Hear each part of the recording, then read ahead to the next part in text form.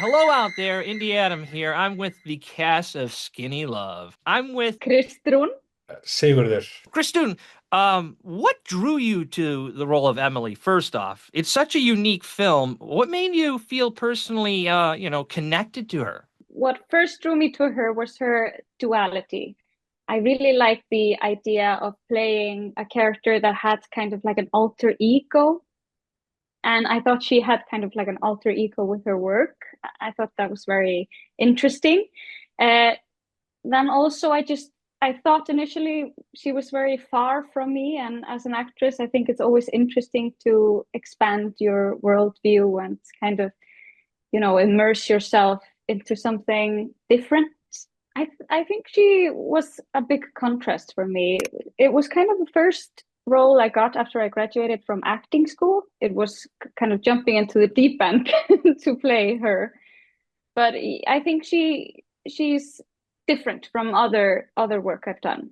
It's shot anamorphic, which was, I think, the biggest decision when I worked with a guy called Aron Bragi, and we worked together. We went to school together. Like we met when we were like 18, and we've done like all of my projects together. And like we have a really great working relationship, and he's a great cinematographer.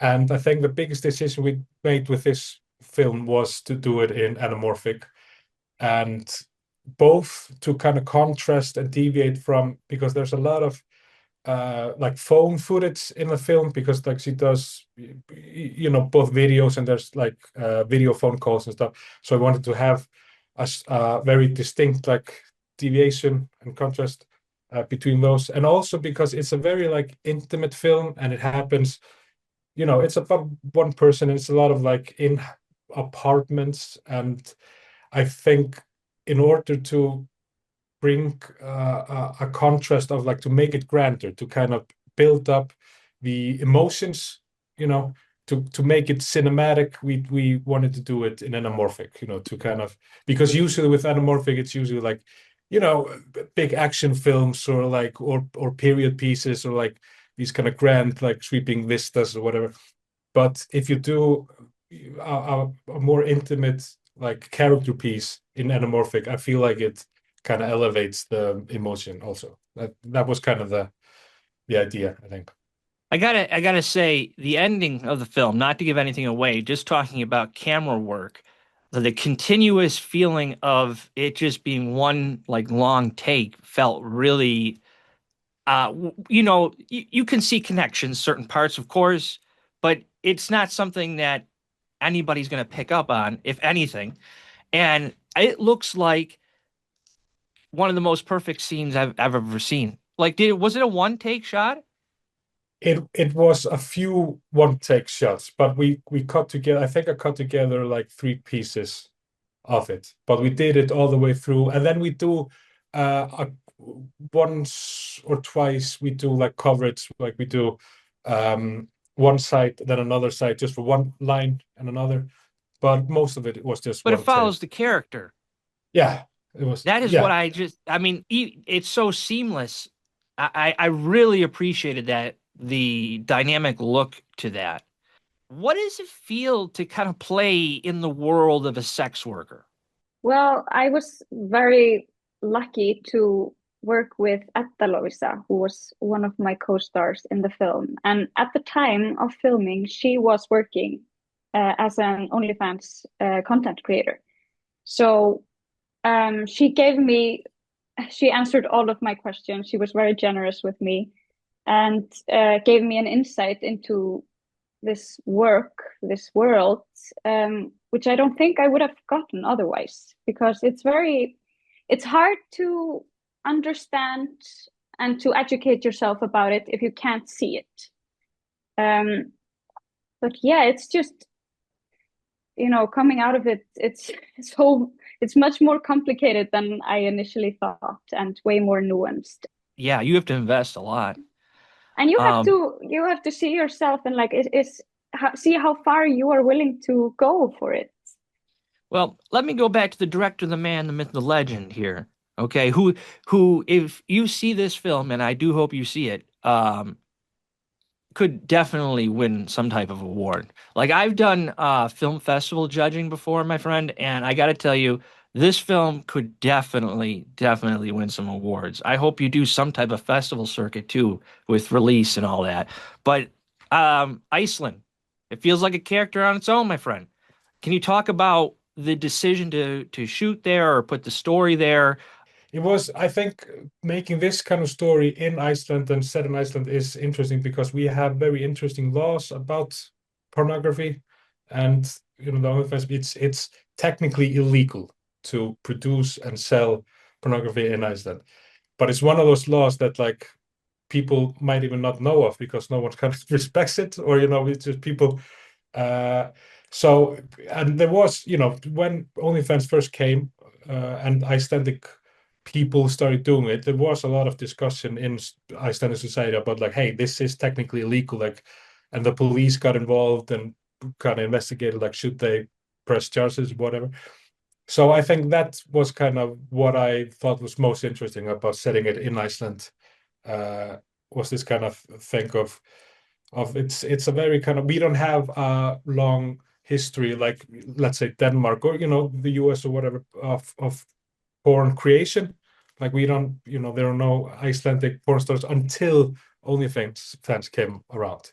So I thought that was an interesting dynamic to kind of explore. So. Well, I really enjoyed seeing culture from a different perspective. That's one thing as a ignorant American, which I must say, because I've been so busy in my own world, and trying to deal with our problems over in this country. Um, you know, just to kind of see a perspective from a foreign film about topics that are in American society on a daily basis now. I mean, Instagram. I mean, sometimes Instagram is just like an advertisement for somebody's OnlyFans, if not to say it like that. There's humor, and that is what I really, really did appreciate, more so than I thought I would, because like I'm a horror director, so I don't really get out of the box. You know what I mean? So to see it, just to be have an opportunity to see this in advance and stuff, and I know it's coming out, and I'd love to hear more about where it's coming out, so that the people, the masses, can really hear more about being able to see this thing, because this could be really big for you, man. On March 6th, it's supposed to come out, and hopefully, like on like Fandango or whatever, you can see if it's in a city near you, and it will roll out like into more cities. And then on March 10th, it will come on video on demand. I'm really excited because there's a couple scenes that I think really stand out, and like my favorite is the two that I mentioned. Really, is the ending, how you shot that, by the way, and then obviously the one that I'm going to show in the little clip here. Mike, viltu hvað? Humiliation. Hi Mike, thank you for sending me a picture of your dick. Not really a thank you because it's fucking disgusting. 3 í viðbót, súrúból. I really, really enjoyed it. It's a beautiful, beautiful cock. Your dick is an 8.5 and 8.5 fyrir mig. 8.5 out of 10. 8.5. 8.5 out of 10. I hate when guys shave it all off. I really love like a bald situation going on. Fuck, hvað þú ert með flott tippi. Þú ættir að vera stoltur af þessu. Ég hata menn. I thought I was watching a very seasoned actress, and Thank you. I was you very for that. impressed. Very, very impressed. Would you ever do horror? Yeah, I think I would do lots of stuff. I think I would do any genre. I think it's fun to do different stuff. We rehearsed the film a lot. So like most of the challenge we kind of tackled in the rehearsal. I mean, the scene, there's a scene early on between them, which was shot like in front of a sunset. And we only had, the scene is, I don't know, 90 seconds or whatever. And the sunset only lasted for, maybe 2 minutes. Like we had we I know had how that to works. I know how that Yeah. works. yeah, that's I mean we had this one moment to do it. And thankfully, like we had rehearsed it a lot. Magdalena, who plays the Katinka character, she's a dancer, like a modern dancer. So like she had all the moves because you understand when you see the scene, but she has to like go into a shopping cart and all that stuff. And I was so nervous because like I knew like in rehearsal everything they had done it really great and was, but when you're under pressure, it's you get nervous. But they did it so well. So I think I really that enjoyed that. Like yeah, to I'm see really both happy of you with. guys in there, I was like, how'd that happen? How'd you do that? What magic trick is this? But yeah, that was kind of the one that I was like that most press and most like nervous for. But it ended up being great. And Like the cart didn't fall over at all, did it?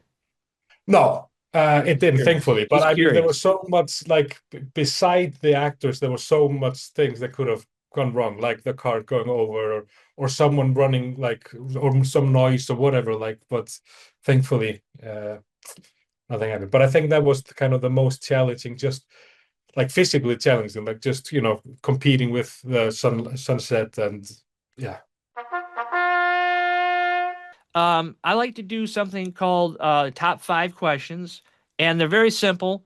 Sometimes it's just the first thing that pops in your mind. It may take a second, but here they go. If you're ready, I'm ready too. I'm ready. One word that describes Emily. Optimistic. What scared you the most about this role? Intimacy scenes.